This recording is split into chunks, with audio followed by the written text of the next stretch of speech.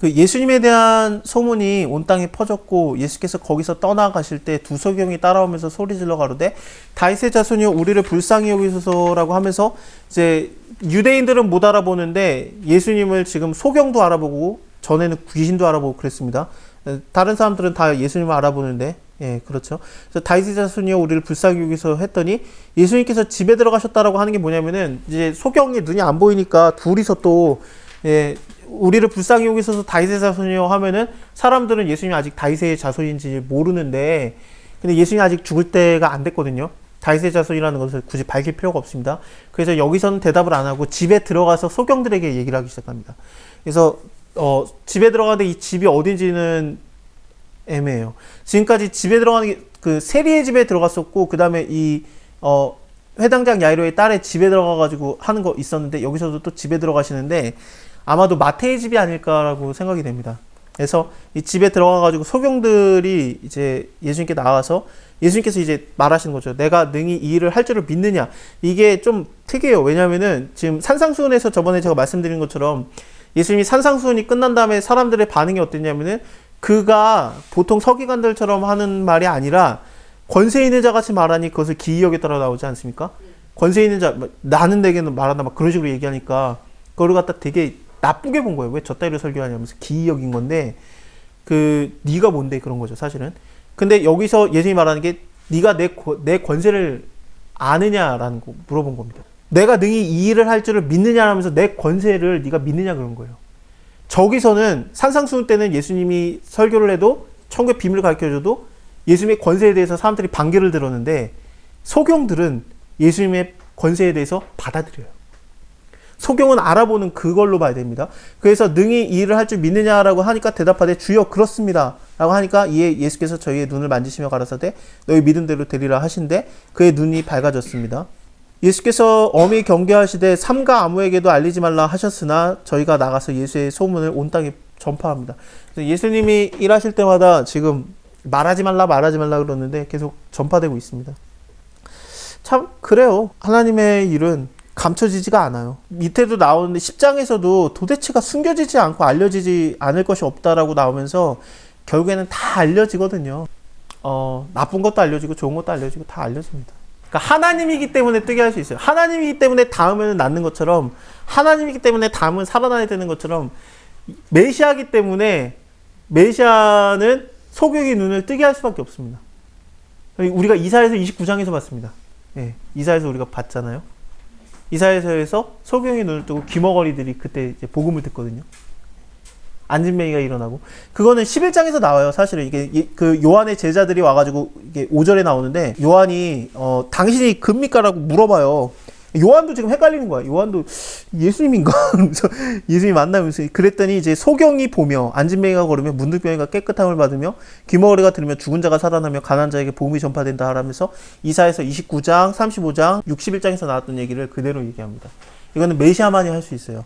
그래서 요한복음을 보면은 날 때부터 장님이었던 자가 그 자가 눈을 뜨잖아요. 근데 그 자가 눈을 뜨는 거는 하나님의 영광을 위해서 준비된 자라고 나와요. 그러니까 소경이 전부 다 하나님의 영광을 위해서 준비된 자는 아니고 그 사람은 하나님의 영광을 위해서 준비된 자예요. 그 자가 눈을 뜸으로써 그가 뭘 고백하냐면은 그가 나의 눈을 뜨게 했다. 메시아 아니냐 그걸 얘기한 거예요. 쉽게 말하면 창세부터 지금까지 소경이 눈 떴다라는 걸 니네가 들어본 적이 있느냐 그래요. 얼마나 전문가겠습니까 그 사람이 자기가 소경인데. 그래서 그것만 연구한 거예요. 저 지금 그 몸의 근육에 대해서 전문가입니다. 제가 몸 한번 비틀어져 보니까 다 찾아봐요. 내가 한번 아파 보니까 그거에 엄청나게 연구하게 돼요. 이 소경도 평생 연구한 거예요. 내 눈을 뜨게 하는 자는 메시아다. 그래서 너의 눈을 누가 뜨게 하였느냐? 나는 모르겠는데 그러면 그가 뭐 누구냐 그랬더니 그가 뭐 죄인이다. 뭐 너는 하나님께 영광을 돌려라. 그가 죄인이겠느냐? 창세부터 지금까지 눈 뜨게 한 자는 있느냐? 하나님이 하는 거 아니냐? 니도 그 당이냐? 이제 막 그러지 않습니까? 예, 전문가예요. 그 분야에. 그 사람이 거기 아팠기 때문에. 이 소경이 눈을 뜨는 거는 그래서 메시아가 하는 거예요. 메시아가 와야지만 할 수 있는 거고 메시아가 이걸 한 겁니다. 그다음에 저희가 나아갈 때 귀신 들려서 벙어리 된 자, 벙어리가 말을 해야 되니까 또 벙어리 된 자를 예수께 데려오니 귀신이 쫓겨나고 벙어리가 말하거늘 무리가 기이 여기서 가로되 이스라엘 가운데서 이런 일을 본 때가 없다. 바리새인들이 가로되 저가 귀신의 왕을 빙자해서 귀신을 내쫓는다. 이런 식으로 얘기를 합니다. 예수께서 모든 성과 촌을 두루 다니시면서 저희 회당에서 가르치시며 천국 복음을 전파하시며 모든 병과 모든 약한 것을 고치시고 무리를 보시고 민망히 여기시는데 치근히 여기시다라는 뜻입니다. 하나님께서 우리를 이렇게 불쌍히 여기세요. 불쌍히 여기셔야 우리가 낫는 겁니다. 이는 저희의 목자가 없는 양과 같이 유리하고 고생하며 유리함이라. 사실 미가서에도 그 2장에서도 야곱아 정령이 내가 너희 무리를 모으며 내가 정령이 이스라엘의 남은 자를 보고 그들을 한 처소에 두기를 그 보스라라는 지역 에돔 지역에서 가장 목축업이 발달된 지역인데 거기에 양떼같이 하며 초장에 양떼같이 하리라 그러면서 하나님께서 너희를 내가 양떼를 모으는 것 같이 모으고 그러니까 여호와 나의 목자시니 내가 부족함이 없으리로다 그가 나를 푸른 초장에 두시면 그거거든요. 그거를 하고 그 다음에 하나님께서 선두로 행하시리라 그랬는데 이것들이 지금 다 이렇게 이루어지는 거죠. 목자가 없는 양같이 고생하고 있는 것을 불쌍히 여기시고 그 참 목자, 선한 목자로서 예수님께서 우리의 목자가 되어주시는 제자들에게 이르시되 추수할 것은 많은데 일꾼이 적으니 그러므로 추수하는 주인에게 청하여서 추수한 일꾼을 보내주소서 하라. 그러면서 이제부터 추수하는 일꾼을 보내주소서라는 그 동역자들을 붙여달라는 걸 하면서 마태복음에서는 그거에 대한 반응인 것처럼 12사도를 뽑습니다. 지금까지 병 고치는 것과 그 천국에 대한 얘기를 했잖아요. 그래서 여기서도 병 고치는 권세를 줘요. 병 고치는 권세를 주고 그 다음에 복음을 전파하게 하는 겁니다. 마태복음 입장에서는 그 하나님의 동역자 개념에서 12사도가 뽑힙니다. 누가복음에서는 어땠냐면은 가룟 유다를 뽑기 위해서 12사도가 뽑힙니다. 그러니까 예수님이 죽을 고생을 계속 하시죠. 그래서 자기가 죽을 뻔한 고비를 계속 넘기시면서 기도하러 산에 올라가셨는데 그게 하나님의 기도로 넘어가면서 하나님의 뜻을 아는 거죠. 네가 그 배반당하고 고생당하는 정도가 아니라 십자가에 죽어야 된다. 배반당하고 십자가에 죽어야 된다. 그러면서 가룟 유다를 뽑는 겁니다. 12사도 중에 한 명이. 누가복음에서는 예수님이 죽어야 되는 거에 대한 응답으로 12사도가 뽑히고 마태복음에서는 예수님의 그 동역자로서 12사도가 뽑힙니다. 제자는 더 많아요. 근데 12사도가 더 사도로 뽑히는 거죠. 근데 사도라는 개념이 보내져진 자예요. 보내심을 받은 자라는 뜻이기 때문에 하나님께서 보낸 거, 예, 그런 느낌입니다. 더 이상 사도는 없습니다. 이 12사도로 끝입니다.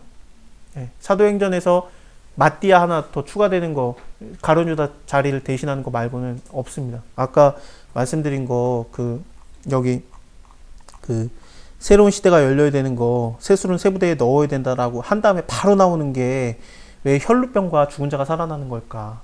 왜 피와 죽음과 삶에 대해서 얘기가 바로 나올까? 마가복음에서는 혈루병이 낫는 그 믿음에 초점이 맞춰져요. 여기서는 그게 아니에요. 새로운 시대가 열리는 거는 피와 죽음과 삶이에요. 부활. 그래서 이거를 예고편처럼 보여준 거죠. 이 소경은 그걸 봐요. 당신이 이거 할 수 있습니다. 벙어리도 알아보고. 사람들은 싫어요. 귀신의 왕이 빙자해서 귀신 내쫓는다라고 얘기를 합니다. 근데 이것을 예수님이 혼자 이 세상에서 다 감당하셨죠. 근데 그 동역자들을 만들어서 또 보내시지 않습니까? 근데 그 동역자들은 어떻게 했습니까? 다음에 볼 건데 이거 10장은 동역자들은 어떻게 했습니까? 예수님이 고난당한 것처럼 고난을 당해요. 너희에게 막 넘겨줄 것이다. 그래서 너네가 괴로움 당한다. 걱정하지 말아라. 심판대 그들이 소돔과 고모라 땅보다 그들이 견디기 어렵다. 그들이 더 멸망당한다. 총독과 임금에게 끌려갈 것이다. 두려워하지 말아라. 형제가 형제를, 아비가 자식을 죽는데 내어줄 것이다. 내 이름을 인해서 모든 사람이 핍박받는다. 이거는 이제 산상수훈에서 의를 위해서 핍박받는 자는 복이 있나니 그거랑 연결이 되는 겁니다. 너네 고난 당한다. 그렇지, 그렇게 된다. 왜냐? 제자가 선생보다 종이 상전보다 높지 못하다. 나도 고난 당했는데 너네 고난 안 당한다고? 우리가 예수님보다 높지 못하기 때문에 예수님이 당한 고난을 우리가 다 받아요. 야, 나한테도 바알세불이라고 하던데? 너네한테는 별말 다 할걸? 두려워하지 말아라. 감추인 것이 드러나지 않는 것이고 숨겨진 것이 알려지지 않는 것이 없다. 그래서 우리가 네가 숨어서 하는 거 하나님께 다 드러나. 네. 하나님께서 은밀한 중에 보신 하나님께서 너에게 갚으시래. 산상수는 다 이어지는 겁니다. 이게. 니네가 광명한 데서 말한 거 다 드러나니까. 예. 참새 두 마리가 하나사람에 팔리는 거 아니냐. 아버지께서 허락 안 하면 안 떨어진다. 산상순에서도 참새 얘기하잖아요. 그리고 머리카락 하나를 네가 능히 할 수 있느냐. 머리카락까지 다 세심화 되었네요. 이거 바로 나와요. 예. 산상순의 실전 편이 나오고 있는 겁니다. 들어가지 말아라. 그 10장을 그냥 해버리고 있네. 합시다 그냥. 하고 있는 겁니다. 그래서 누구든지 내 앞에서 나를 부인하면 나도 하늘의 아버지 앞에서 너를 부인할 것이다. 나를 시인하면 나도 널 시인하겠다. 화평을 주러 왔다고 생각하지 말아라. 검을 주러 왔다. 사람이 그 아비와 딸이 어미와 며느리와 시어머니가, 그러니까 세대예요. 세대가 다른 거예요. 아버지가 딸, 예. 아버지와 딸, 딸과 어미, 며느리와 시어머니 같은 때가 아니라 시대가 변한 겁니다. 새로운 시대가 온 거예요. 세술은 세부대가 된 거예요. 서로 나눠지는 거예요. 예수님을 통해서 새로운 시대가 일어났으니까. 사람의 원수가 집안 식구니라. 아비나 어미를 나보다 더 사랑하는 자는 내게 합당하지 아니하다. 아들이나 딸을 나보다 사랑하는 자도 내게 합당하지 아니하다. 덜 사랑해야 되는 거예요. 하나님보다는 덜 사랑해야 되는 거예요. 그래서 하나님을 조금 더 사랑하는 거예요. 형제, 이웃 사랑해야 되는데 그들을 사랑하기 때문에 내가 하나님을 떠나야 된다. 그러면 하나님을 사랑하는 게 옳아요. 십자가를 지고 나를 쫓지 않는 자도 내게 합당치 아니하다. 자기의 목숨을 얻는 자는 잃을 것이고 나를 위해서 목숨을 잃는 자는 얻을 것이다. 너희를 영접하는 자는 나를 영접하는 것이다. 그 전도여행 보내니까 그것 때 너네를 다 영접해 주지 않았느냐.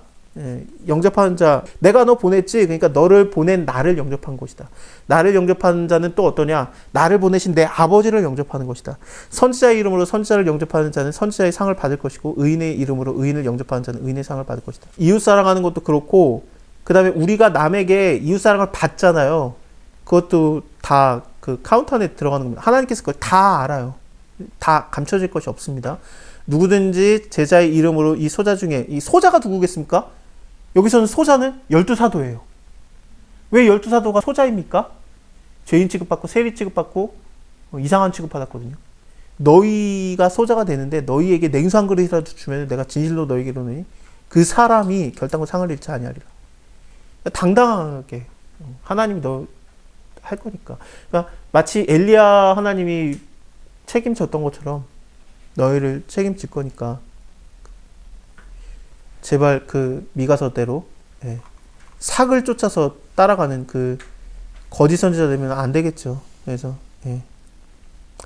그게 지도자급들과 제사장들과 선지자들이 다 똑같은 취급을 하거든요. 하나님께서.